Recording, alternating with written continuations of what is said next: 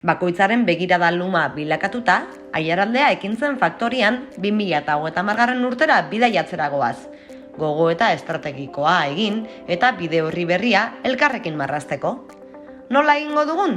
Azaro hasieran, herri-herrikako aurkezpen saioetan, bazkideen iritzi eta sentsazioak bilduko ditugu, egindakoak eta baztertutakoak aztertu ahal izateko. Mokadu artean, entzuketa saioak gauzatu eta zuen iritzi eta sentsazioak biltzeko asmoz. 2023ko udazkenean aldiz, analisi fasean murgilduko gara. Misioa, bizioa, balioak, eragin eremuak. Horretarako, bazkidez gain, norbanako eta eragile estrategiko ezberdinen parte hartzea ere bilatuko dugu. Negu honetan, ideien laborategia martxan jarriko dugu. Analisi fasean ateratako ondorioetatik helburu edo lerro estrategikoak definituko ditugu. Udaberrian, erredakzio fasean, ideiak lurreratuko ditugu, gauzapen eta ebaluazio fasean segida emateko.